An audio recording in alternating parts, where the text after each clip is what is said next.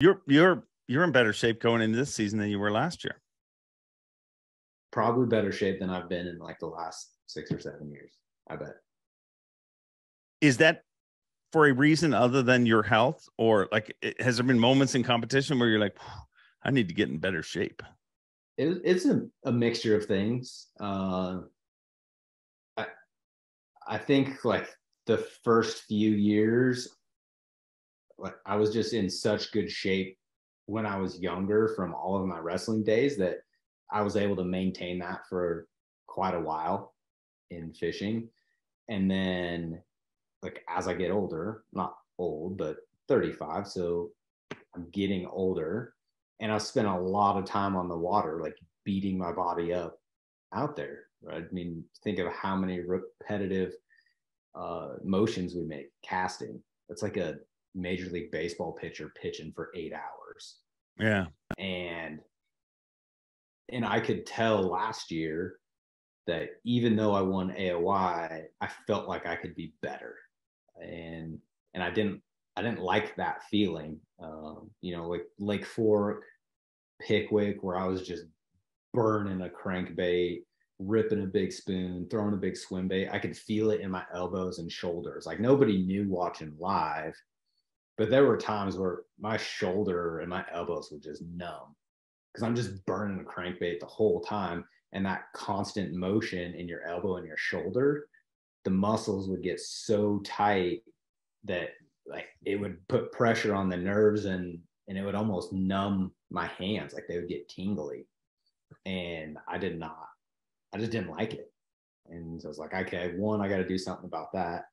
And then two, having our daughter kind of put things in perspective. I'm like, if I can work out now and be healthier now, if that adds another year or 2 or 3 years to my life at the end of my life, those are going to be really valuable years later on down the road, right? Because when I start getting old and decrepit, all I'm going to be asking for is like one more day, right? One more day. And sometimes I think that far ahead, and I'm like, I just need to be better. Do you realize that that's a weird way for somebody your age to think? Like, not really, because I guess it's just because you 35-year-olds. I mean, there's a lot of 35-year-olds that are like, who cares? Let's just live life. But for you to think that far ahead, have you always felt that you're that kind of person? Like when you were in school, do you think outside of the box then too? Not to the level that I do now. I mean, I think my mom raised us to always kind of be like dreamers and chase whatever you want. But I think as I've gotten older, I just understand the circle of life a lot more. And like the more I read, the more educated I get,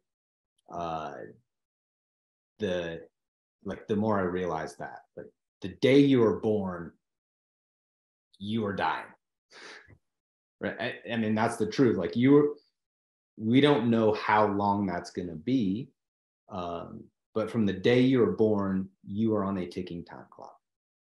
And how you look at that can either be really limiting and stressful, right? Like that can create a lot of anxiety. Or you can say, hey, tomorrow's not guaranteed.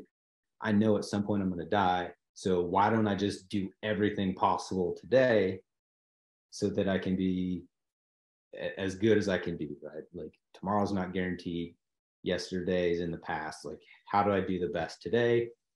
And I think you and Swindle had kind of touched on that a little bit, right? Of like being just a little bit better. You talked about that at the end of it. And I've always believed in that. And I've always said, like, just be 1% better. And I was like, well, 1%. I was like, so what? You're going to be 365% better at the end of the year than you were last year? That's not really feasible. Mm-hmm. 1% better than yesterday sounds feasible, but when you look at it over the course of a year, really 365% better, probably not going to happen. So then I did the math. And if you can just be 0.0027% better than you were yesterday, then you'll be 100% better than you were the year before. I love that you worked it out.